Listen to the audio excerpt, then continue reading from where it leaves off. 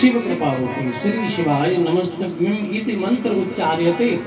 जो नर नारी इस मंत्र का उच्चारण करते हैं उनकी वाणी तो पवित्र है, तन भी पवित्र है। कल आपने भगवान की मंगलमय लीलाओं को श्रवण किया। शंख कैसे बना, तुलसी मैया का अवतार कैसे हुआ। तुलसी दो प्रकार की है, रामा और श्यामा। शंख भी दो प्रकार के हैं, वामवर्ती और दक्षिणवर्ती। दक्षिणवर्ती शंख किसी के घर में है, किसी के पास नहीं है ना। वैसा वामवर्ती आपके पास है, हाँ आप जानते हैं। हाँ, ये दक्षिणवर्ती शंख की बहुत बड़ी महिमा है। तुलसी और दक्षिणवर्ती शंख जिनके घर में पूजे जाते हैं उनके घर की सारी बाधाएं अपने आप दूर हो जाती हैं। दक्षिणवर्ती शंख बजाया नहीं जाता, पूजा जाता है। एक होता है नारियल जिसको कलश में लगाते हैं, लेकिन एक होता है लघु नारियल। लघु नारियल क्या होता है? ये नारियल ये जब छोटा सा होता है तो पेड़ से नीचे गिर जाता है, लेकिन उसमें इतनी शक्ति होती कि लाल वस्त्र में लपेट कर उसको बिल्कुल सिलाई लगा दें, अंदर कर दें, और उसमें श्री माता लक्ष्मी का ध्यान करते हुए नित्य प्रति लघु नारियल का केवल सिंदूर से तिलक किया जाए तो पैदा किया हुआ धन कभी बर्बाद नहीं होगा, अच्छे काम में ही लगेगा। जैसे बीमारी आ गई, किसी का हाथ टूट गया, पैर टूट गया, हॉस्पिटल भर्ती हो गई, ये बेकार में धन लगना हुआ है। जब ऐसी विपत्ति आएगी ही नहीं तो वो धन हमारा बेकार में नहीं लगेगा। लघु नारियल, दक्षिणवर्ती शंख, बड़ी महिमा है इनकी पूजा में। पूजा में बहुत देवी देवताओं के चित्र नहीं रखने चाहिए, 5 प्रमुख देवता और छठ में अपने सतगुरु महाराज। सतगुरु महाराज का चित्र बिल्कुल सन्मुख अपने रखना चाहिए। इष्ट देवता का चित्र अपने सीधे हाथ पर रखना चाहिए, जो आपके इष्ट देवता है, यानी जिनको आप मानते हैं। जैसे आप कहती थी कि मुझे राम जी से बड़ा प्रेम है, तो राम जी आपके इष्ट देवता हैं। शंकर जी को ईशान कोण में रख दीजिए, जब पूजा करने बैठे तो राम जी को अपने सीधे हाथ पर रखिए। और माता रानी का चित्र हमेशा अपने सीधे हाथ पे लगाना चाहिए। सदा भवानी दाहिनी सन्मुख रही गणेश। माता गौरी या जो माता दुर्गा है, माता जगदम्बा, उनका चित्र हमेशा जब आप बैठे तो अपने सीधे हाथ पे रखना चाहिए सदा। जिसके दाहिने माता भवानी रहती, जगदम्बा रहती हैं, उसका कभी भी कोई काम बिगड़ता नहीं। बिगड़ता हुआ लगता है तो माँ आपकी हाथ लगा देती है, संभाल देती है। यूं ही दुनिया में मंदिर बेकार में नहीं बनेगा, कुछ तो है, कुछ तो है जो बिना घी और बिना तेल के जोत जग रही, कुछ तो है, कुछ तो जो है, जो बाबा बागेश्वर जाकर के लंदन में भी सबके नाम बता देता, काम बता दे, कुछ तो है। हनुमान जी की शक्ति है। तो ऐसे ही नहीं लिख दिया तुलसी बाबा ने अष्ट सिद्धि नवनिधि के दाता, ऐसे नहीं लिखा। अष्ट सिद्धि नवनिधि के दाता हनुमान जी हैं, अस्वरदीन जानकी माता। हमारी श्रद्धा जितनी मजबूत होती चली जाएगी, जितना विश्वास अधिक होता चला जाएगा, उतनी कृपा की अनुभूति हमको होने शुरू हो जाएगी। कल आपने भगवान शिव के अवतार भी सुने, लेकिन भगवान शिव का एक ही अवतार ऐसा है जिसको हम उत्सव मना सकते हैं, बाकी कोई अवतार ऐसा नहीं है। जैसे भगवान के अवतार हैं विष्णु जी के, नरसिंह जयंती भी मनाई जाती है, नरसिंह अवतार। वामन द्वादशी भादों के महीने होती है, वामन जी का अवतार वो वामन भगवान का। कृष्ण अवतार भादों में जन्माष्टमी खूब मनाई जाती है। रामावतार चैत्र महीने में रामनवमी खूब मनाई जाती है। लेकिन भोले बाबा की केवल एक ही महाशिवरात्रि है जो सबसे अधिक मनाई जाती है, महाशिवरात्रि। और भोले बाबा के अवतार की जन्म की एक ही ऐसी तिथि है जो मनाई जाती है, वो है हनुमान जयंती, हनुमान जन्म उत्सव। ये भगवान शिव जो थे 11वें रुद्र कहलाए, 11वां अवतार। 10 अवतार और हो गए, लेकिन वो ऐसे ही थे। कोई भक्त कहीं जा रहा, उसकी मनोकामना पूरी करने के लिए कभी भिक्षुक बन गए, कभी ब्राह्मण बन गए। जन्म माता के यहाँ तो केवल हनुमान के रूप में लिया गया, और एक दुर्वासा के रूप में। लेकिन दुर्वासा के रूप में भी जन्म लेने पर दुर्वासा जी का जन्मदिन मनाया नहीं जाता। केवल शिव जी का एक ही जन्मदिन मनाया जाता, वो है हनुमान जयंती। और हनुमान जी को 2 बार मिले हैं। एक हनुमान जी को बार मिला है मंगलवार, और दूसरा हनुमान जी को बार मिला है शनिवार। शनिवार क्यों मिला? शनिवार हनुमान जी को क्यों मिला, कब मिला, इसकी कथा है। हनुमान जी जब माता जानकी का पता लगाने के लिए लंका में गए, और लंका में फिर क्या हुआ, हनुमान जी को मेघनाद ने बंदी बना लिया। बंदी बना करके वो रावण के सन्मुख ले गए, और रावण के सन्मुख जब ले गया तो रावण ने कुछ बातचीत होने के बाद कहा, ये बानर बड़ा उदंड है, इसको मृत्यु दंड दे दो। तो विभीषण ने कहा, नहीं, ये तो दूत है, इसको कोई और दंड दे दो। तो रावण ने कहा कि इनकी पूंछ में कपड़ा बांध करके तेल लगा बोल करके आग लगा दो। बानर को पूंछ बड़ी प्यारी होती है। तो हनुमान जी जब आग लगी, हनुमान जी तो चाहते थे भाई मौका लग गया, भाई सहाय सारथ में जाना। हनुमान जी जब लंका जलाने लगे तो लंका जलने लगी।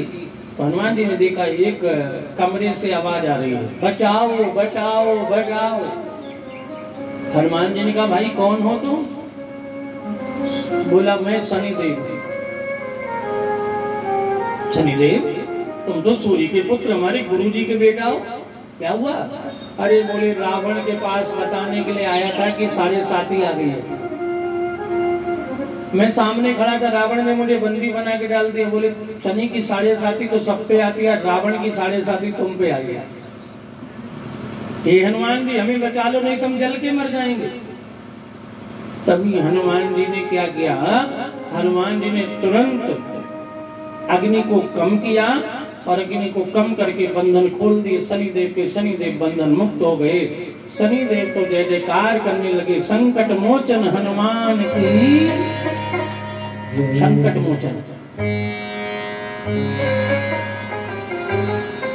फिर शनिदेव ने कहा, मेरे पास इस समय कुछ नहीं है, क्योंकि मंदिर में जाओ, चाहे बाबा के जाओ, चाहे हनुमान के जाओ, मैया के जाओ, फूल भी तो नहीं है, लेकिन मेरे पास एक है, मेरा दिन। उस दिन का नाम है शनिवार। ही बजरंगबली, आज मैं अपना दिन आपको दे रहा हूँ। आज से मंगलवार भी आपका और शनिवार भी आपका। दे दिया हनुमान जी को शनिदेव ने अपना दिन, और तभी से दोनों दिन हनुमान जी के हो गए। कौन कौन सा? मंगलवार और मंगलवार तेरा है,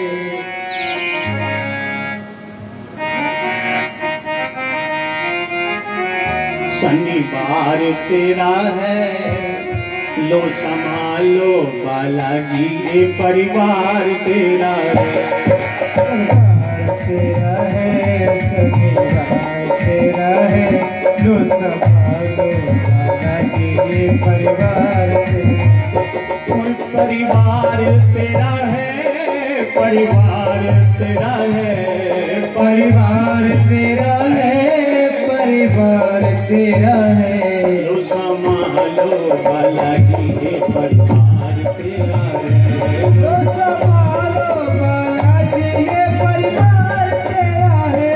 मंगलवार तेरा है, शनिवार तेरा है, लो संभालो बालाजी, ये परिवार तेरा है, लो संभालो बालाजी, ये परिवार तेरा है।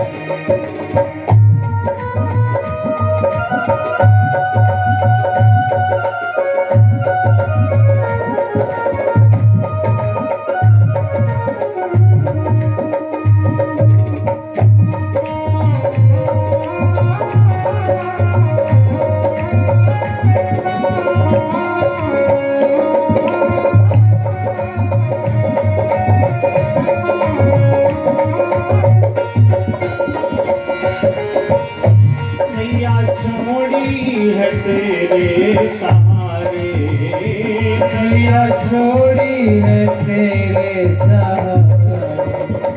अब लगानी पड़ेगी किनारे, अब लगानी पड़ेगी किनारे।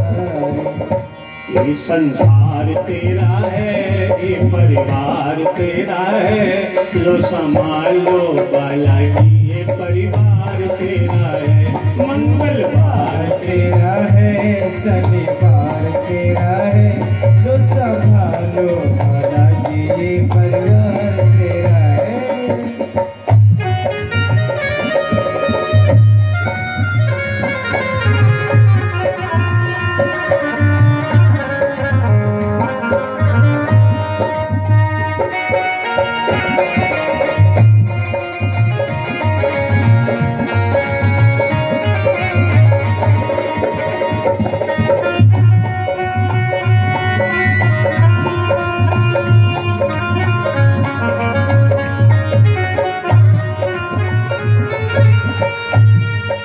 गरीबों का तू है सहारा, हम गरीबों का तू हो सहारा। हर मुसीबत से हमको उबारा, हर मुसीबत से हमको उबारा। मंगलवार तेरा है, शनिवार तेरा है, लो संभालो बालाजी ये परिवार तेरा है। मंगलवार तेरा है, शनिवार तेरा है, लो संभालो बालाजी ये परिवार। तो श्री बालाजी महाराज की जय। दोनों दिन हनुमान जी के बने। हनुमान जी संकट मोचन है।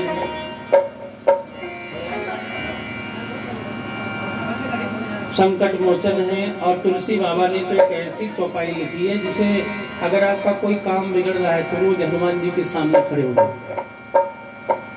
कवन सुकाज कठिन जगमाई जो नहीं होई ता तुम पाए। ये बालाजी महाराज ऐसा कोई कार्य नहीं है जो आप न कर सको।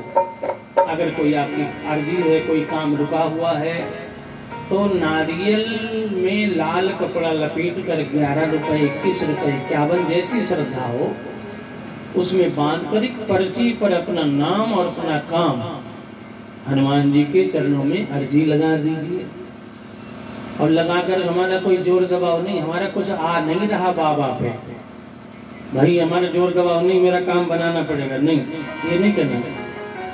अर्जी हमारी मर्जी तुम्हारी, मेरे संकट हरियो रे, कि प्रभु मन बसियो रे, मेरे संकट हरियो रे। बस अगर आपको कोई दुश्मन बहुत परेशान कर रहा है तो दय बीरा रघुनाथ पठाए लंका जार स्या सुदगार, तो उसकी हनुमान जी को बीड़ा दे दीजिए कि मीठा पान, पान होता है ना, पान खाने वाला। पंजाब में तो पान खाया नहीं जाता, खाया जाता है, नहीं खाया जाता पान। जो पूजा वाले पान इनको लोग खाते भी हैं, कत्था चूना लगाते हैं। वैसे तो लोग एक दूसरे को चूना लगाते हैं, मगर पान वाला ऐसा जो पूछ के कहता है कितना चूना लगाऊंगा।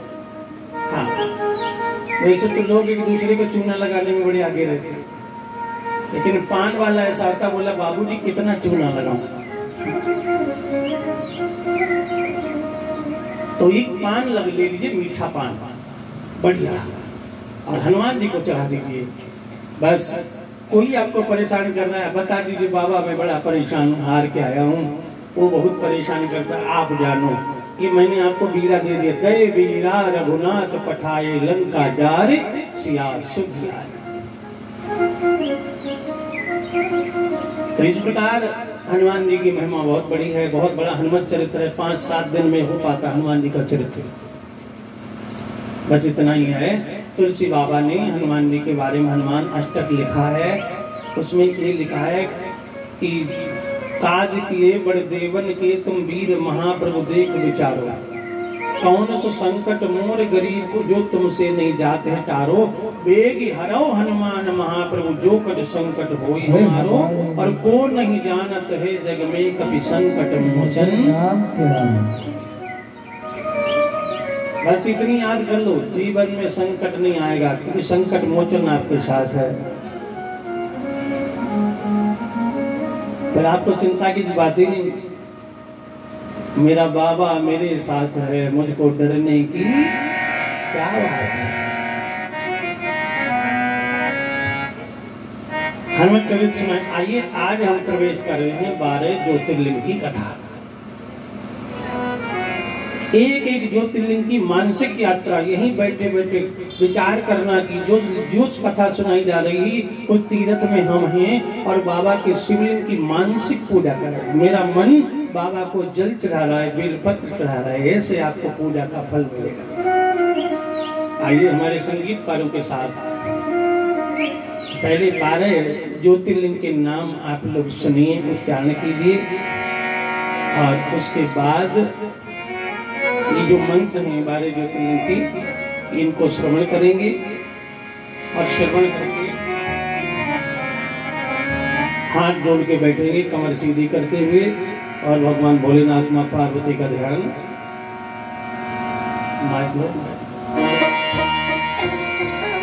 ओम श्री शिवाय नमस्तुभ्यं। सब लोग हमारे साथ बोलेंगे, आगे आगे हम, पीछे पीछे आप लोग। ओम सौराष्ट्रे सोमनाथम चा, ओम सौराष्ट्रे सोमनाथम चा, श्रीशैले मल्लिकार्जुनम, श्रीशैले मल्लिकार्जुनम, उज्जैन्यां महाकालम, उज्जैन्यां महाकालम, ओंकारे परमेश्वरम, ओंकारे परमेश्वरम, केदारमयमवत पृष्ठे, केदारमयमवत पृष्ठे, डाकिन्यां भीमशङ्करं, डाकिन्यां भीमशङ्करं, वाराणस्यां च विशेषं, वाराणस्यां च विशेषं, त्र्यम्बकं गौतमी तटे, त्र्यम्बकं गौतमी तटे, वैद्यनाथं चिताभूमौ, वैद्यनाथं चिताभूमौ,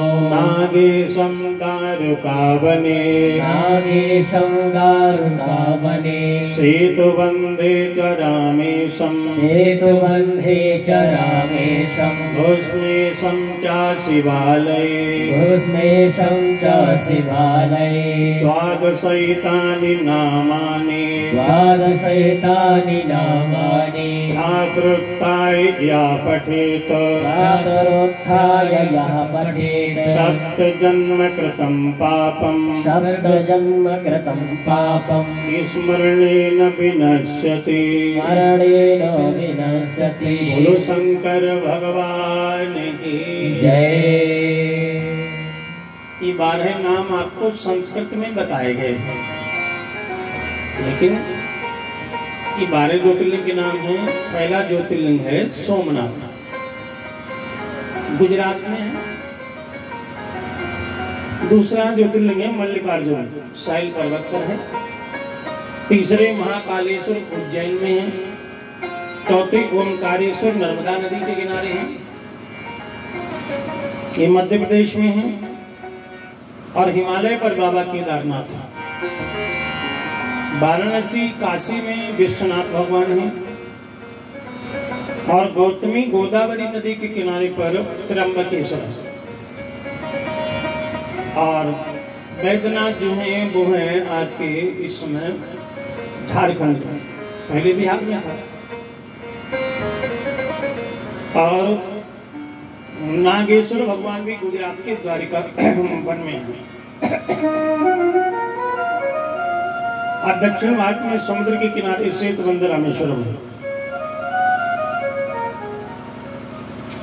और शिवालय में घुसमेश्वर। ये 12 नामों का जो नर नारी द्वादशैतानि नामानि ये 12 नाम प्रातरुत्थाय आपटे, जो प्रातः काल उठकर पाठ करता है, पूजा में इनको लिखकर रख लेता है, तो 7 जन्म कृते पापम, 7 जन्म के पाप उनके दूर हो जाते हैं। जैसे भीष्म पितामह का 100 जन्म पहले वाला पाप रह गया, 99 जन्म में कोई किया ही नहीं, तो वो वाला पाप हमको दुख दे सकता है। इसलिए ऐसा काम करो कि हर जन्म का पाप अपने आप नष्ट हो जाए और जीवन में आनंद आ जाए। अब इनकी कथा क्या है सुनिए। पहला ज्योतिर्लिंग है सोमनाथ। सौराष्ट्र देशे विशदे तीरम में ज्योतिर्मयं चंद्रकलावतंसं भक्ति प्रदानाय कृपावतारणं तं सोमनाथं शरणं प्रपद्ये, तं सोमनाथं शरणं प्रपद्ये। बड़े दयालु, बड़े कृपालु, भक्तों के रोग दूर करने वाले उन सोमनाथ भगवान की मैं शरण में हूँ। तो सोमनाथ का शिवलिंग कैसे बना, कहाँ पर है ये गुजरात प्रांत के काठियावाड़ में अहमदाबाद से बंबई जाने वाले मार्ग पर बीरमपुर स्टेशन के पास, ट्रेन से आप जाएंगे तो ये आपको रास्ता मिलेगा। इस सोमनाथ मंदिर पर महमूद गजनवी ने सन 1024 में आक्रमण किया था। और सोमनाथ मंदिर बड़ा विचित्र है, जो शिवलिंग है वो हवा में तैरता था। ऐसी वैज्ञानिक पद्धति वैज्ञानिक भी हैरान। ये सोमनाथ जो शिवलिंग है ये पहले पत्थर का नहीं था, इसको मिट्टी का बनाया था। किसने? चंद्रमा ने। कब बनाया था? एक बार की बात है। सृष्टि वर्णन में कथा आती है, 12 ज्योतिर्लिंग की कथा में आप श्रवण करेंगे। सृष्टि वर्णन में कथा आती है सोमनाथ के ज्योतिर्लिंग वाली। एक बार की बात है कि दक्ष ने विवाह किया प्रसूति के संग। व्यक्त जीवन में गए और व्यक्त जीवन में जाने पर उन दक्ष को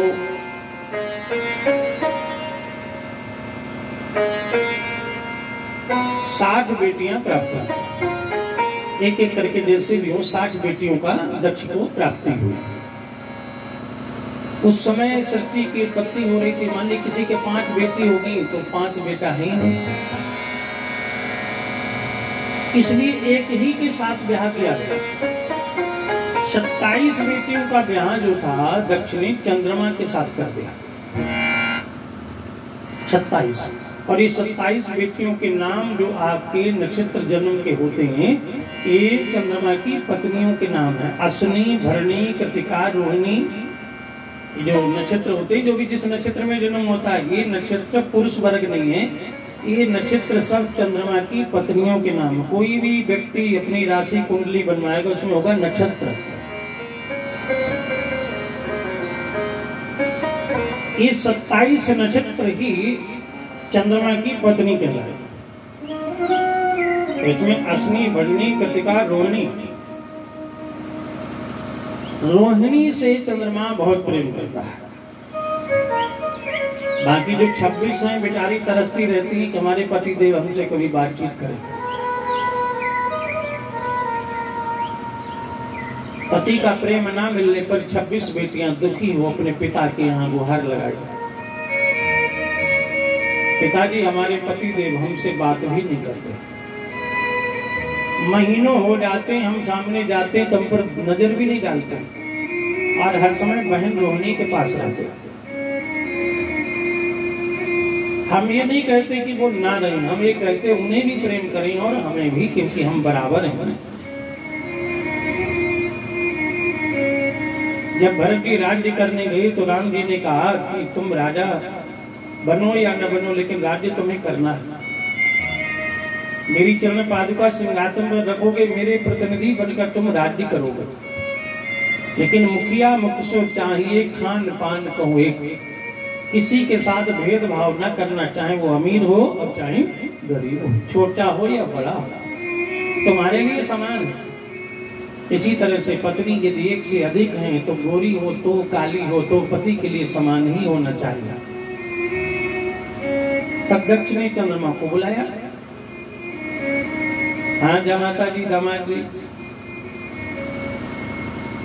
ये हमारी बेटियां शिकायत कर रही हैं, आप हमें जानते नहीं हो, हम भगवान भोलेनाथ के भक्त हैं।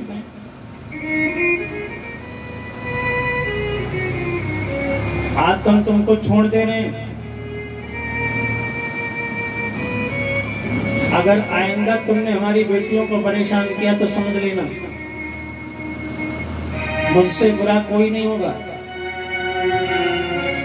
चंद्रमा ने उस समय कहा, अरे आप तो पिता के समान हो, मुझसे भूल हो गई, गलती की माफी मांग के चला गया। लेकिन जब वो गया, होता है कभी कभी दामाद ससुराल में पड़ जाए, ससुराल के साले और ससुर थोड़े जबरदस्त हो तो वहां तो नजर झुका लेगा, लेकिन घर पहुंच के उसकी फिर आंखें वैसी हो जाती है। ये दामाता की विशेषता है ना। तो अच्छा, तुम्हारे पिताजी बड़े बलशाली हैं, सामने ले जाकर मुझको नीचा दिखाया।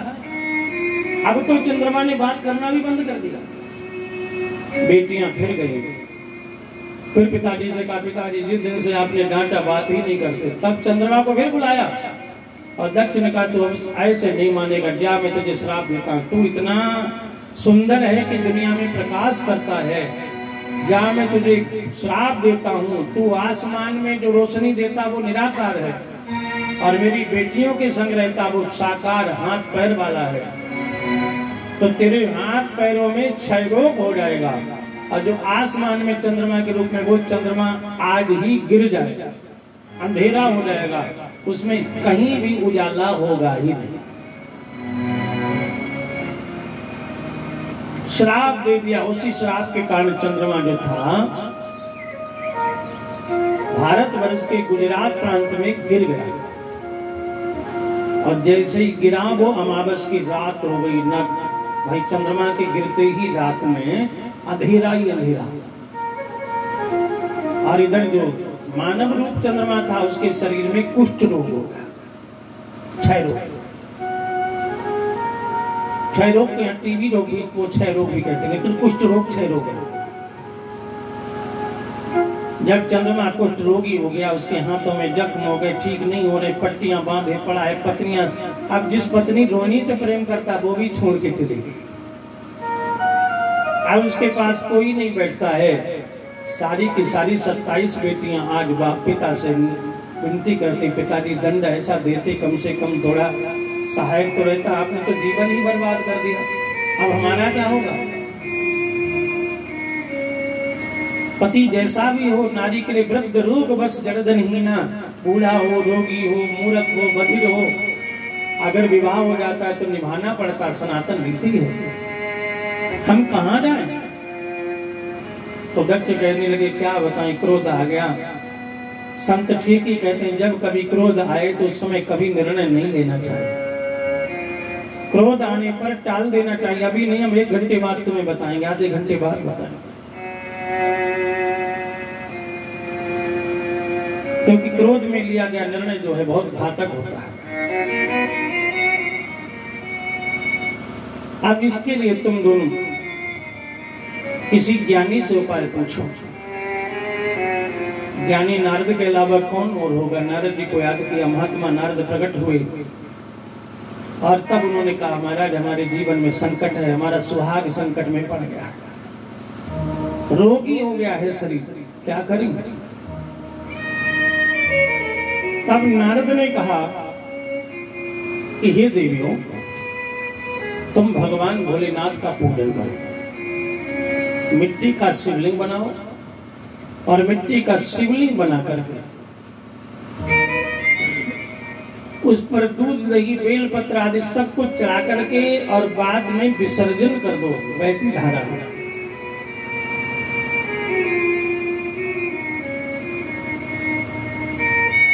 चंद्रमा ने, उसकी पत्नियों ने निरंतर पूजा प्रारंभ कर दी। प्रतिदिन शिवलिंग को जल चढ़ाते हैं, प्रतिदिन विसर्जन करते हैं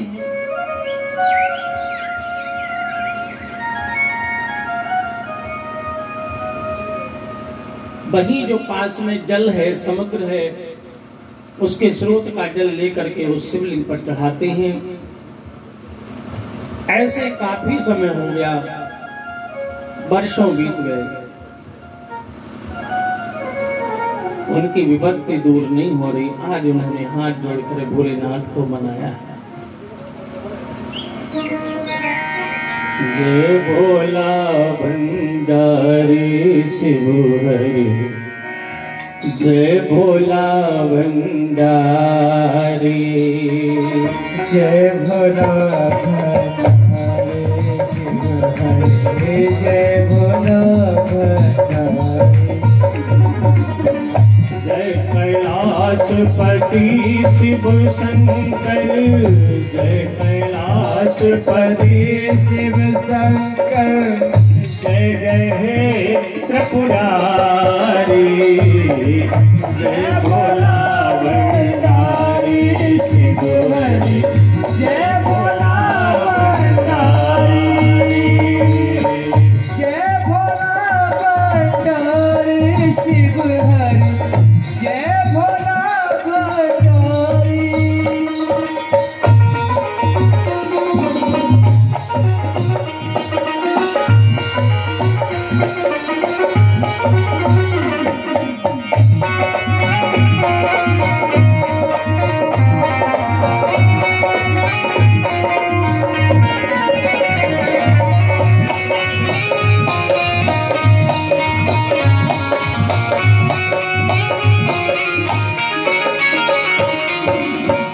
तीनों ताप हरण कर लेता है त्रिशूल तुम्हारा, तीनों ताप हरण कर लेता है त्रिशूल तुम्हारा। और हमारे बीच गुरुदेव भगवान पधार रहे हैं। बोलो गुरुदेव भगवान की जय हो। स्वागतम गुरुवर, सुस्वागतम गुरुवर, स्वागतम गुरुवर,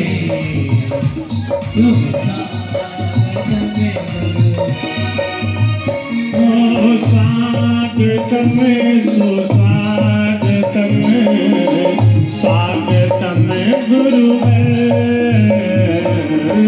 स्वागतम सुस्वागतम स्वागतम गुरुवर, स्वागतम गुरुवर, शरणागतम गुरुवर, स्वागतम गुरुवर, शरणागतम गुरुवर। क्रूर ब्रह्मा क्रूर विष्णु क्रूर देवो महेश्वरा, गुरु ही साक्षात पार ब्रह्म, तस्मै श्री गुरुवे नमः। स्वागतम गुरुवर, शरणागतम गुरुवर, स्वागतम गुरुवर, शरणागतम गुरुवर, स्वागतम गुरुवर, शरणागतम गुरुवर, स्वागतम गुरुवर, शरणागतम गुरुवर।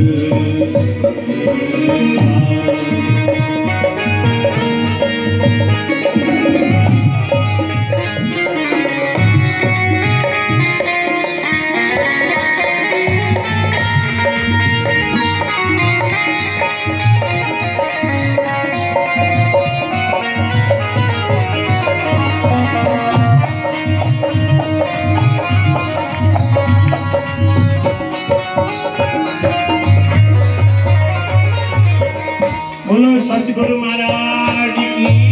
कोई नहीं आता जब कोई नहीं आता, गुरुदेव आते हैं मेरे दुख के दिनों में तू बड़े काम आते।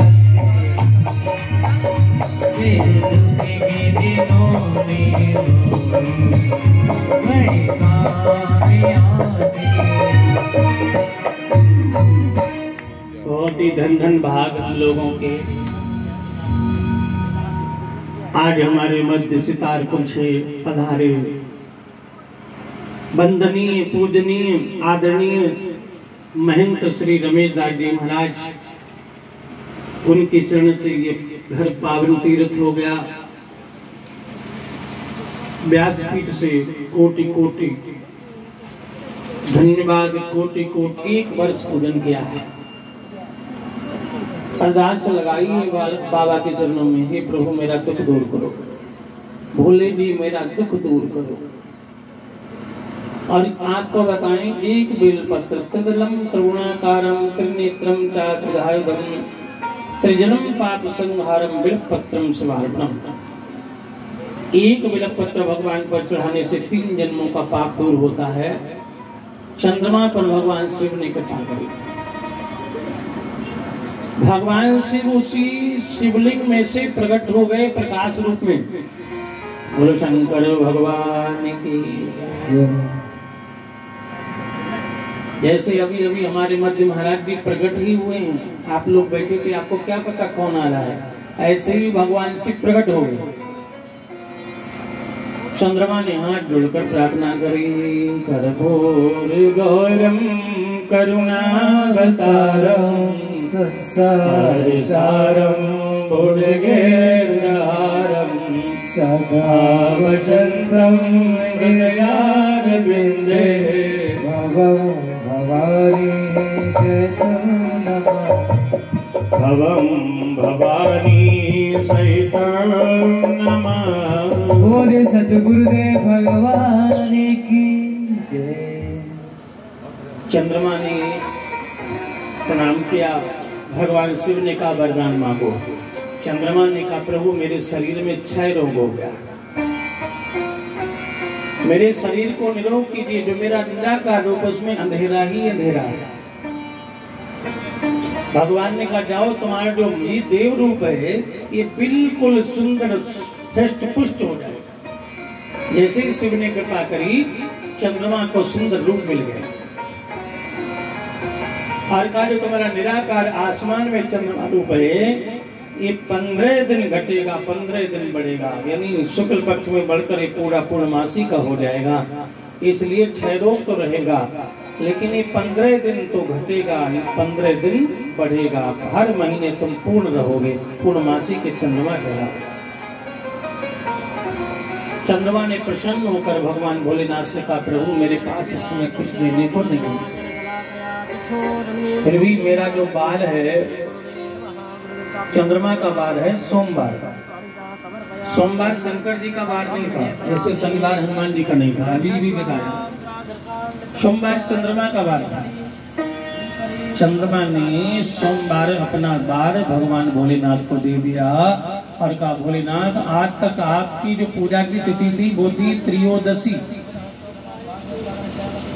किसी दिन पड़ जाए वो आपकी थी, यानी किसी दिन त्रयोदशी पड़े वो शंकर भगवान की है। त्रयोदशी हर महीने में अंधेरे पक्ष में शिव तेरस होती है, वो चाहे मंगल को पड़ जाए, चाहे शनिवार को पड़ जाए, चाहे बुधवार को पड़ जाए, वो शिव की कहलाती है। तो ये बाबा आज तक आपकी तिथि थी, निश्चित दिन निश्चित नहीं था कि आपका पूजा का दिन कौन सा है। आज मैं अपना दिन आपको देता हूँ, इसलिए आज चंद्रमा का नाम है सोम, और सोमवार जो था चंद्रमा ने दान कर दिया। आज से सोमवार भोलेनाथ का वार कहलाएगा।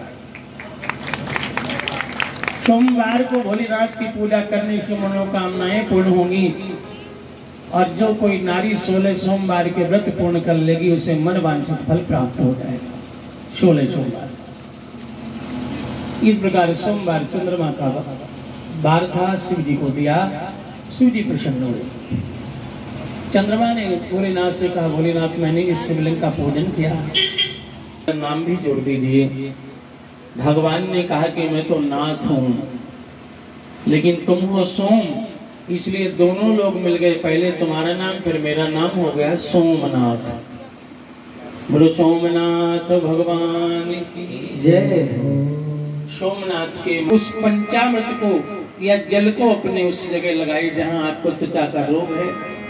उसके बाद भगवान की गाय के घी की बत्ती बना करके और आरती उतारे, आरती उतार कर दीपक रख दे। उस दीपक में जो घी है ओम सोमेश्वराय नमः कहकर इस उंगली से उस जगह पर लगा दे जहां पर आपका त्वचा का रोग है, जो ठीक नहीं हो रहा, कोई रोग हो त्वचा का।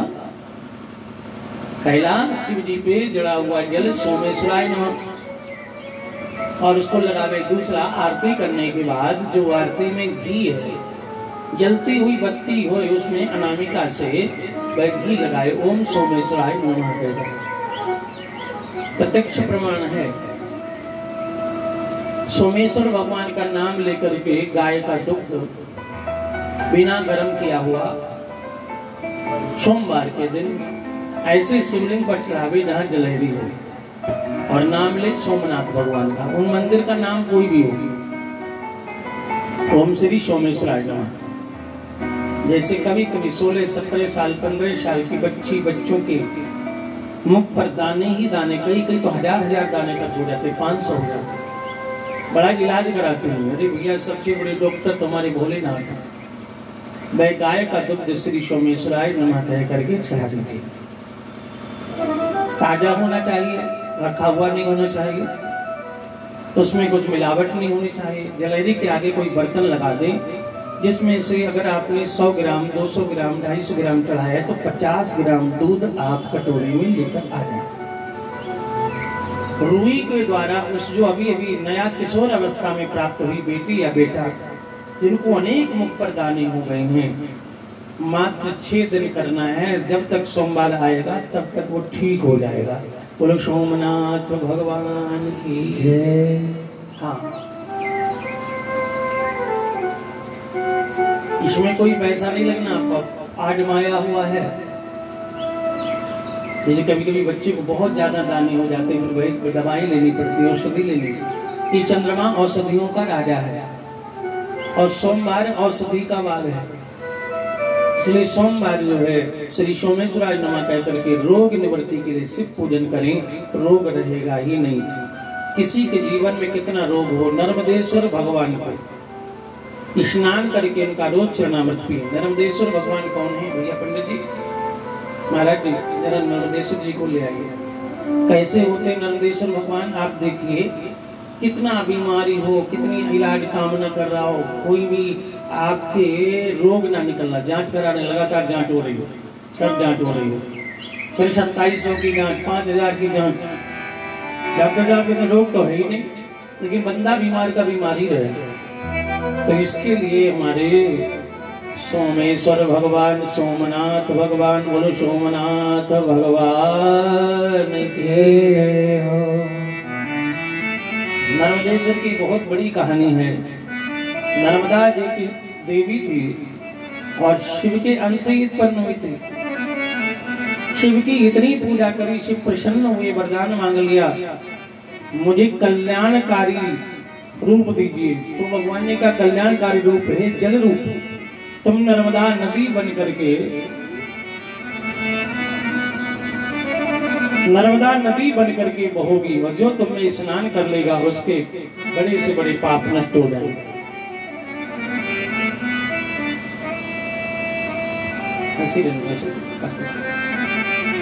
बड़े से बड़े पाप नष्ट हो जाएंगे नर्मदा नदी।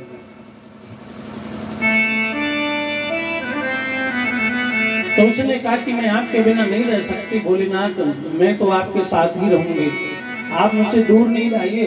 तो भगवान ने कहा तुम्हारी धारा बहेगी और धारा बहते समय जो पत्थर तुम्हारी धार के अंदर आ जाएगा वो हर पत्थर शंकर बन जाएगा, शिव बन जाएगा, कंकर कंकर शंकर कहलाएगा। और जो कोई उसको छोटा हो बड़ा हो, बड़े से बड़ा हो लाकर पूजा करेगा तो उसमें मेरी प्राण प्रतिष्ठा की जरूरत नहीं पड़ेगी। अपने घर में रहने वाला, रखने वाला अगर कोई नर्मदेश्वर को रख लेगा सारी मनोकामनाएं पूरी हो जाएगी। पिछले वर्ष में एक लाया था, तो रमेश जी को मैंने दिया, रमेश जी ने अपनी बिटिया जी को दे दिया। बिटिया जी से मैंने पूछा कुछ फायदा, बोली हाँ बाबा ने चमत्कार किया। हकीकत है ये, अगर कोई रोक दूर न हो, कोई बाधा लगी हुई है, ये नर्मदेश्वर है, ये नर्मदा नदी में पाए जाते हैं। लेकिन धोखे से चीनी मिट्टी वाले चिकने चिकने से आप कहीं से ले आओ, क्योंकि हमारे सनातन में नकली बहुत परोसा जा रहा है। फाइबर के शिवलिंग बनने शुरू हो गए, फाइबर के भगवान बनने शुरू हो गए। अष्ट धातुएं हैं और अष्ट धातुओं को छोड़ करके जो पाषाण माने पत्थर है, स्फटिक है, पारे का शिवलिंग आप रख सकते हैं, स्फटिक का रख सकते हैं, लेकिन जो पत्थर का जलहरी वाला शिवलिंग छोटा या बड़ा अपनी पूजा घर में आप नहीं रख सकते। इसमें सोने का रख सकते हैं, चांदी का रख सकते हैं, तांबे का, पीतल का। नर्मदेश्वर को आप रख सकते हैं। वरदान दिया था कि नर्मदेश्वर आप दर्शन करते हैं कि नर्मदेश्वर भगवान हर मनोकामना पूरी करने वाले। रमेश जी ने तो मुझसे कहा था महाराज कुछ भक्तों को देना है, बड़ी मजबूरी हो गई, बड़ा प्रयास किया, लेकिन बाबा हैं ये जब कृपा करते हैं तभी हाथ में आते हैं, वरना तो ये हाँ रमता जोगी बहता पानी है, नहीं मिल पाए। अगर किसी को आवश्यकता होगी तो मेरी अभी 2 कथाएं और होने वाली हैं, एक जलंधर में और एक फगवाड़ा में। 7 अप्रैल से जलंधर में है और फगवाड़ा में 24 अप्रैल से। किसी को आवश्यकता हो तो जलंधर से आप ले सकते हैं, नाम नोट करा देना इनके जी को, और मुझे 1 सप्ताह पहले बता देना, तो मैं उतने ही आपको नर्मदेश्वर मिल जाएंगे। लेकिन हम इनको बेचते नहीं हैं, इसलिए कोई कीमत नहीं पूछना। देना है तो जो भी देना वो दे देना, नहीं देना है तो भोलेनाथ आपके और आप भोलेनाथ का। कभी ये नहीं पूछना महाराज कितना तुम, ये अनमोल है। ये कैसे हैं? अनमोल है। मेरा बाबा है अनमोल, भोला मेरा है, मेरा बाबा है अनमोल, भोला मेरा है, मेरा बाबा है अनमोल, भोला मेरा है, मेरा बाबा है अनमोल, भोला मेरा है, मेरा है भाई मेरा है, मेरा है भाई मेरा है। मैं तो कहूँ बजा कर ढोल सतगुरु मेरा है, मैं तो कहूँ बजा कर ढोल सतगुरु मेरा है।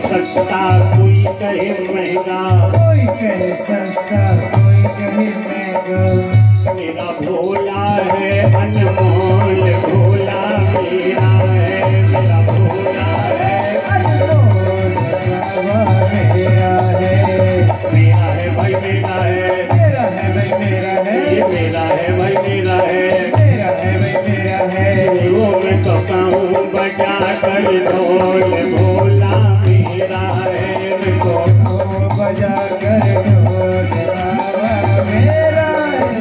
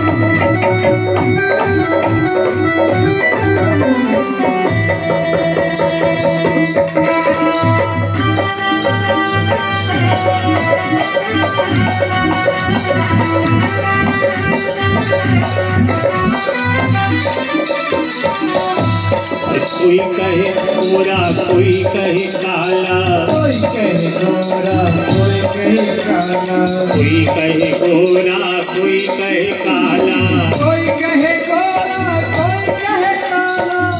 मेरा भोला है चांद चकोर, भोला मेरा है, मेरा भोला है चांद चकोर, भोला मेरा है, और मेरा है भाई मेरा है, मेरा है भाई मेरा है, मेरा है भाई मेरा है, मेरा है भाई मेरा है। ये मैं तो कहूँ बजा कर ढोल, भोला मेरा है। कहूँ बजा कर ढोल, भोला मेरा है। ये हो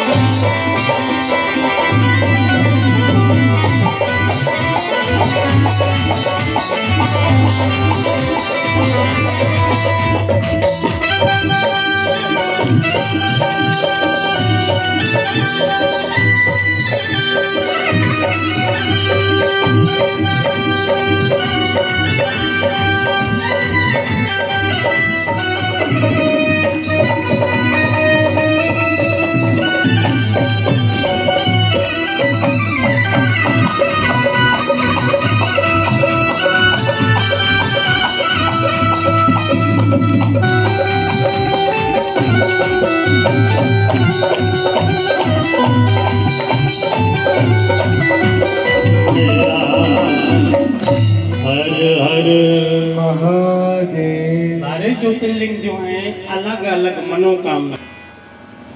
ये नर्मदेश्वर में सोमेश्वर का ध्यान करते हुए, नर्मदा के ईश्वर हैं इसलिए नर्मदेश्वर है। जल चढ़ाएंगे, हर शिवलिंग का चढ़ा हुआ प्रसाद खाया नहीं जाता, हर शिवलिंग का ना दोष लगता है। केवल बाणलिंग नर्मदेश्वर और शंभू शिवलिंग, शंभू जो अपने आप प्रकट हुए, जैसे शंभू शिवलिंग आपके काठगढ़ में शंभू, इन पे चढ़ा हुआ जल पी सकते हैं। शंभू जितने जो भी हैं आपके टीले वाले जो हैं वो भी शंभू प्रकट हुए थे।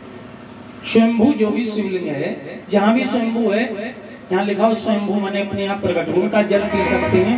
जिनको हम लाए हैं, जो शिवलिंग अलग है, जलहरी अलग है, और नर्मदेश्वर का जल पी सकते हैं। और जिसमें शिवलिंग जलहरी बिल्कुल एक मिला हुआ, उनका चढ़ा हुआ जल तब पी सकते हैं जब शालिग्राम के तुलसी को उसमें डाला जाए।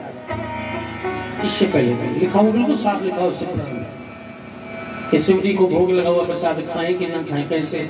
जो शिवलिंग आपका एक में है, एक में उसको छू गया है, वो तब तक नहीं खा सकते जब तक उसे तुलसी न छूए।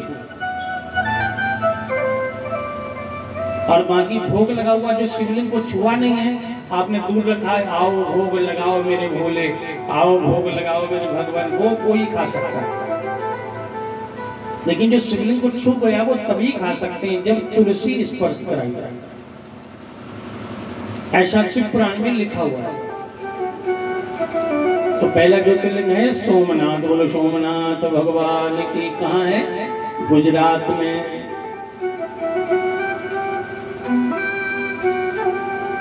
अगला ज्योतिर्लिंग आइए उसकी कथा सुनते हैं।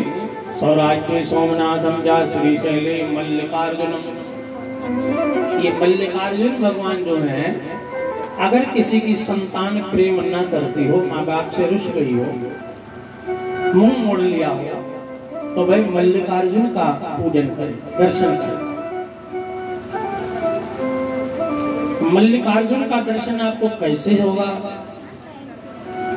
तो एक फोटो आता है कैलेंडर, जिसमें 12 ज्योतिर्लिंग बने होते हैं।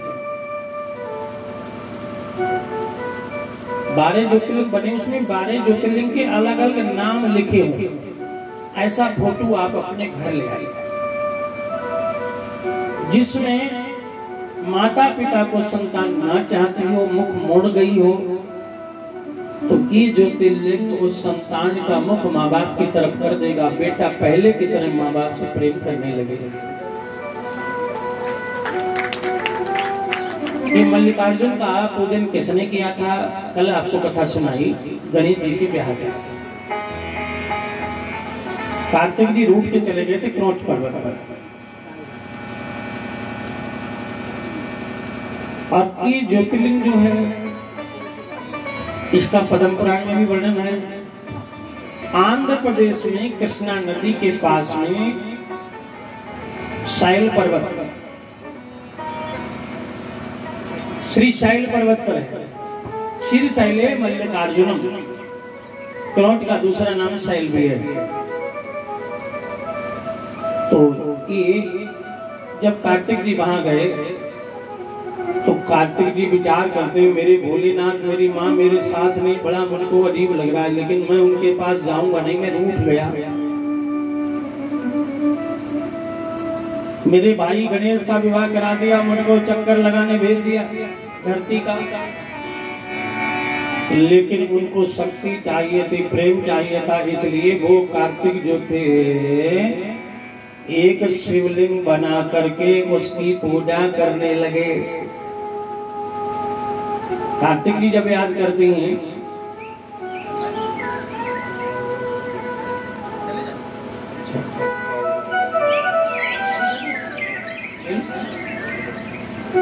अब हमारे मध्य पधारे आदरणीय सदगुरुदेव के अमृत वचन आप श्रवण करेंगे। उसके बाद जो शेष ज्योतिर्लिंग की कथा है आप श्रवण करेंगे। हमारे आदरणीय परम गुरुदेव संत शिरोमणि उनके वचन आप श्रवण करेंगे।